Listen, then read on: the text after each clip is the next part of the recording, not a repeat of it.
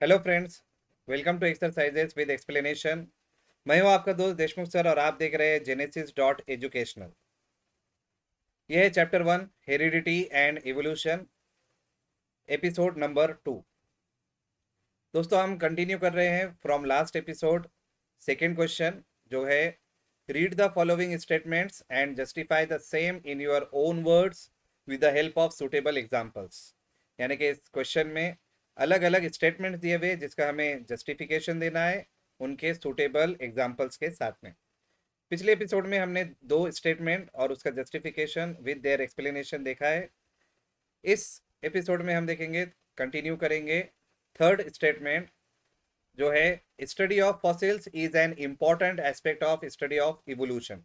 यानी कि इवोल्यूशन की स्टडी करने के लिए फॉसिल्स की स्टडी एक बहुत ही इंपॉर्टेंट एस्पेक्ट होता है। इसका आंसर हम देखेंगे। First point, study of fossils is called as palaeontology. यानी कि फॉसिल की स्टडी करने को हम क्या कहते हैं? पैलियंटोलॉजी कहते हैं। सेकेंड पॉइंट इसमें आएगा, पैलियंटोलॉजी किस में यूज होती है? Palaeontology is used for determining age of fossils to study evolution. यानी कि पैलियंटोलॉजी जिसे हम स्टडी ऑफ फॉसिल्स, फॉसिल की स्टडी को हम पैलियंटोलॉजी कहते हैं। इसका यूज कहाँ पर होता है? फॉसिल की एज को डिटरमाइन करने के लिए। यानी कि जो भी फॉसिल्स मिलते हैं खुदाई में, चाहे वो प्लांट के हो या फिर एनिमल के हो, तो उसका एज पता करने के लिए पैलियंटोलॉजी को यूज किया जाता है। और इसका एज पता करके हम क्या करते हैं? बेसिकली इवोल्यूशन की स्टडी कर सकते हैं फॉसिल की एज को पता करके। तीसरा पॉइंट हम देखेंगे, फॉसिल्स का डेफिनेशन। फॉसिल किसे कहते हैं? Fossils are dead remains of plants and animals formed due to higher pressure and higher temperature in long time। ठीक है, फॉसिल्स क्या होते हैं? प्लांट और एनिमल्स के डेड रिमेन्स होते हैं जो कि नेचुरल डिजास्टर की वजह से अर्थ के अंदर बरीड हो गए थे। ठीक है, और बहुत ज़्यादा प्रेशर की वजह से और बहुत ज़्यादा टेम्परेचर की वजह से ये लॉन्ग टाइम में, यानी कि मिलियंस ऑफ ईयर्स में, लाखों करोड़ों सालों में ये क्या बन गए हैं? फॉसिल्स बन गए हैं। नेक्स्ट हम देखते हैं कि फॉसिल्स हमें क्या प्रोवाइड करते हैं, उसके बारे में नेक्स्ट पॉइंट है, fossils provide important evidence for evolution. क्या करते हैं फॉसिल्स? इवोल्यूशन जो हुआ है, जो स्लो एंड ग्रेजुअल चेंज हुआ है, उससे रिलेटेड बहुत ही इंपॉर्टेंट एविडेंस ये होते हैं, प्रूफ होते हैं। And they are also important for adaptation. Evolution के लिए भी ये एक एविडेंस है। और साथ में एडेप्टेशन, एडेप्टेशन किसे कहते हैं हम? जो भी इन्वायरमेंट में होने वाले चेंज जो होता है, जिसे हम स्टिम्युलाई कहते हैं, स्टिम्युलस भी उसे कहा जाता है। तो बेसिकली चेंज इन इन्वायरमेंट, उसे हम स्टिमुलस कहते हैं। और जब इन्वायरमेंट में चेंज आता है, जो कि हमेशा होता ही रहता है, इन्वायरमेंट कभी भी स्टेबल नहीं रहता है, तो उसके अकॉर्डिंग प्लांट्स और एनिमल्स को भी अपने आप में बदलाव लेकर आना पड़ता है, चेंज लेकर आना पड़ता है। उसी चेंज को हम क्या कहते हैं? एडेप्टेशन कहते हैं।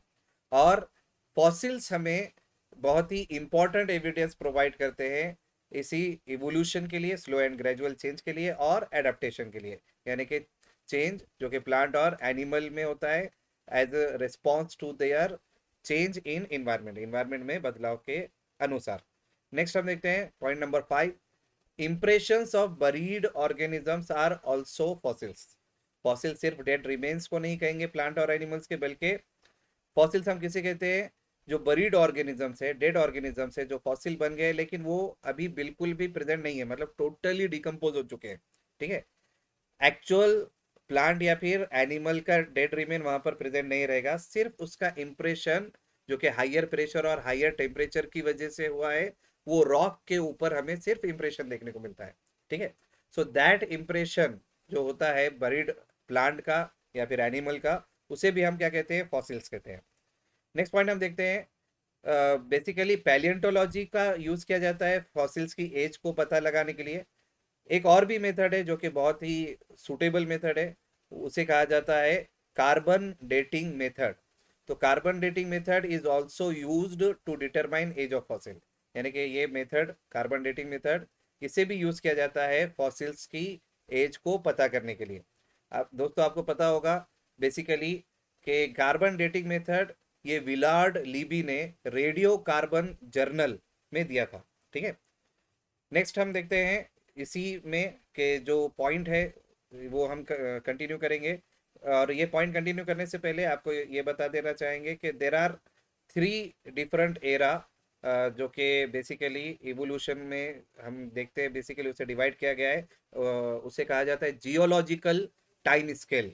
तो जियोलॉजिकल टाइम स्केल यानी कि जब से प्लैनेट अर्थ का ओरिजिन हुआ है या जन्म हुआ है, तब से लेकर आज तक जितने भी टाइम बीता है, तो उसे अलग अलग एरा में, ठीक है, ज़माना हम कहते हैं हिंदी में, इसका अर्थ होता है उसमें डिवाइड किया गया है। तो पहला जो एरा है बेसिकली हम देखते हैं पैलियोजोइक एरा।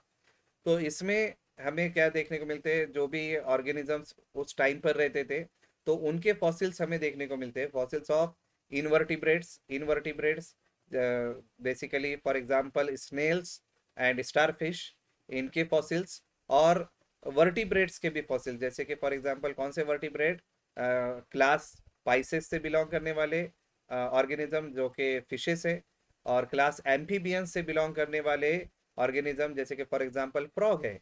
तो ये सब कौन से एरा से बिलोंग करते हैं, पैलियोजोइक एरा। पैलियोजोइक एरा यानी कि वो एरा जो इसके ऑर्गेनिज्म के फॉसिल्स हमें सबसे डीपली मिलते हैं अर्थ क्रस्ट के अंदर, ठीक है। और उसके बाद हम देखते हैं जो फॉसिल्स है रेप्टाइल्स के, क्लास है ये वर्टिब्रेट की ही क्लास है रेप्टाइल्स।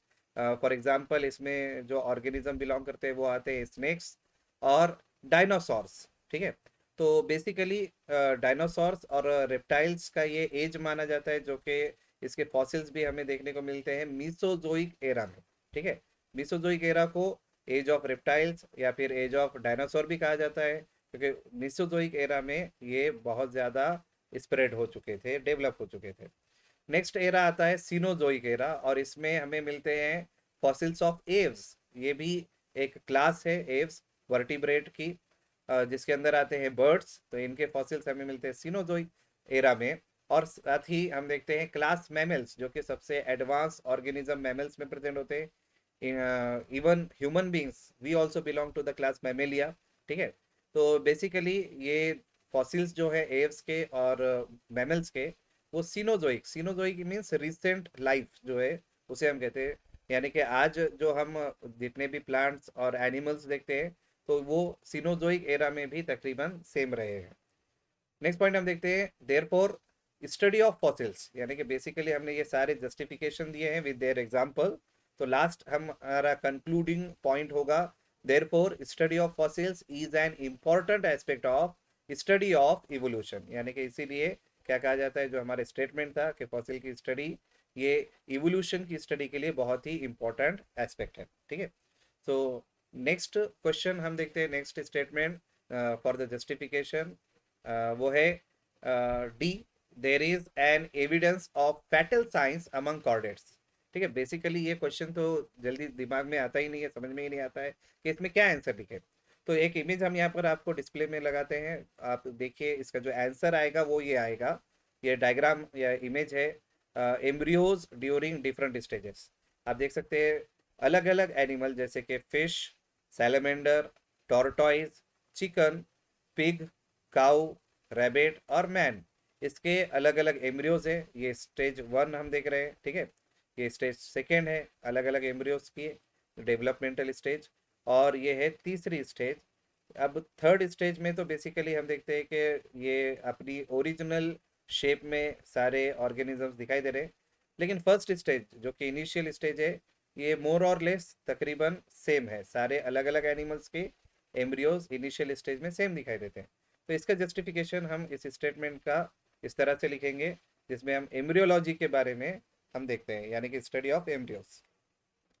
तो comparative study of embryonic development stages of various chordates show that, यानी कि अगर हम कंपेरेटिव स्टडी करेंगे किसकी, एम्ब्रियोनिक डेवलपमेंट स्टेजेस की, अलग अलग कॉर्डेट के एनिमल्स के, जितने भी यहाँ पर जो salamander, tortoise, chicken, pig, cow, rabbit, man, इसके ये एग्जाम्पल्स है, ये जितने भी एनिमल्स हैं, तो ये ऑर्गेनिजम्स हैं, तो ये कॉर्डेट से बिलोंग करते हैं। तो इनके एम्ब्रियो के डेवलपमेंटल स्टेजेस की अगर हम कंपेरेटिव स्टडी करेंगे, कंपैरिजन करेंगे, तो वो क्या क्या बताता है।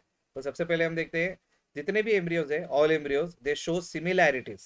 सिमिलैरिटीज कौन सी स्टेज में शो कर रहे हैं, इनिशियल स्टेज, यानी कि जो स्टार्ट की स्टेज है, फर्स्ट स्टेज, इसमें ये क्या कर रहे हैं, सिमिलैरिटीज शो कर रहे हैं, ठीक है।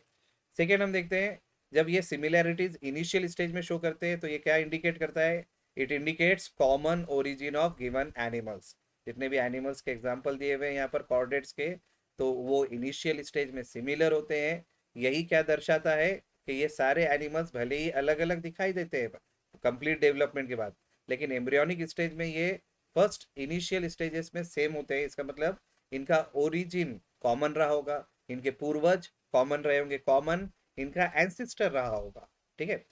नेक्स्ट हम देखते हैं कि दीज सिमिलैरिटीज, यानी कि जो सिमिलैरिटी इनिशियल स्टेजेस में है, डिक्रीज ग्रेजुअली, यानी कि जैसे जैसे ये ग्रो करते हैं एम्ब्रियोस, आगे स्टेज में डेवलप होते रहते हैं, तब ये सिमिलैरिटीज कम होती रहती है, डिक्रीज होती रहती है, स्लोली ये डिक्रीज हो रही है, ठीक है। तो ये सारे पॉइंट्स इसमें आएंगे। There is an evidence of fatal science among chordates, ठीक है। तो कॉर्डेट्स के अलग अलग एग्जाम्पल्स हम देखेंगे और उसका जस्टिफिकेशन इस तरह से लिखेंगे, छोटा सा जस्टिफिकेशन। नेक्स्ट हम देखते हैं, नेक्स्ट क्वेश्चन है अभी मेन, वो है question number 3। Complete the statements by choosing correct options from bracket. ये ब्रैकेट में अलग अलग ऑप्शंस दिए हुए हैं, आगे कुछ स्टेटमेंट आएंगे और इन ब्रैकेट में दिए हुए ऑप्शंस को हमें प्रॉपर उसे यूज करना है, ठीक है। तो पहले हम ब्रैकेट में दिए हुए ऑप्शंस देखते हैं। पहला है जीन। जीन किसे कहते हैं हमें पता होना चाहिए, functional segment of DNA which is capable of protein synthesis, इसे हम जीन कहते हैं। Mutation, sudden and inheritable change को हम म्यूटेशन कहते हैं।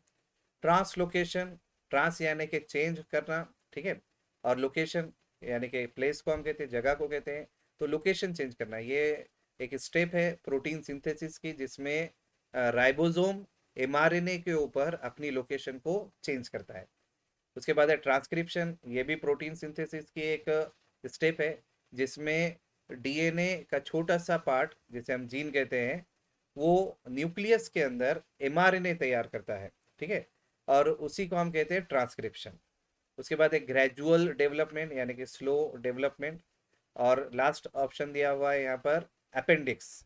अपेंडिक्स क्या होता है, ये एक फिंगर लाइक प्रोजेक्शन होता है लार्ज इंटेस्टाइन में। तो ये सारे ऑप्शन दिए हुए हैं जो कि हमें हर एक स्टेटमेंट में सुटेबल ऑप्शन यहाँ पर फिल करना है। पहला स्टेटमेंट दिया हुआ है यहाँ पर, वो है the causality between sorry the causality behind the sudden changes was understood due to dash principle of Hugo de Vries, ठीक है, साइंटिस्ट का नाम है ह्यूजो डी वरीस। और इन्होंने क्या दिया है कि सडन चेंजेस जो होते हैं उसके पीछे कॉज क्या है, तो वो हमें फिल इन द ब्लैंक करना है। तो इसका आंसर आएगा म्यूटेशन, ठीक है। Mutation means sudden and inheritable change, इसके बारे में, इसके कॉजेस के बारे में ह्यूजो डी वरीस ने बताया था। सेकेंड स्टेटमेंट हम देखते हैं B, the proof for the fact that protein synthesis occurs through dash was given by George Beadle and Edward Tatum.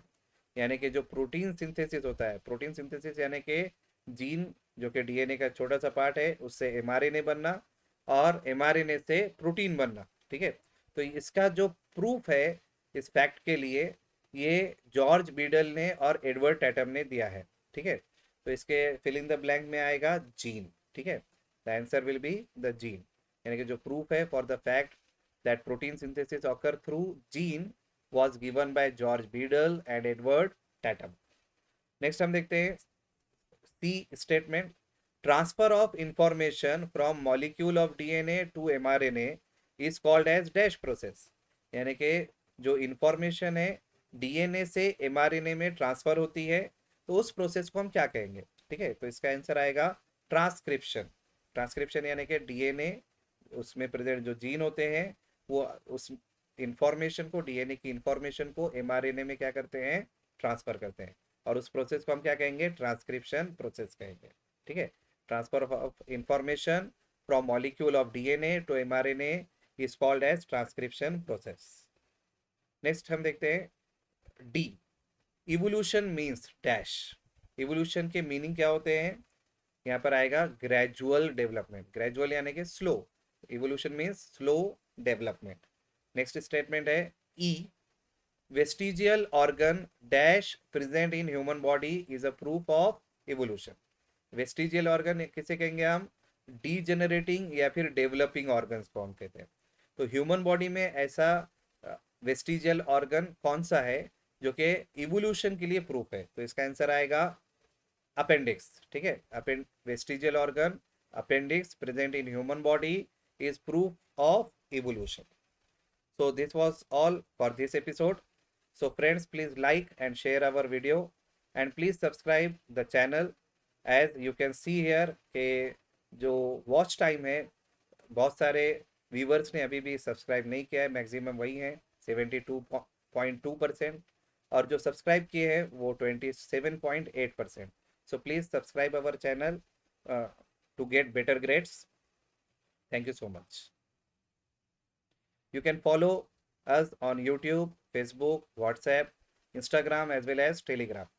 And you can pass your suggestion on Instagram also.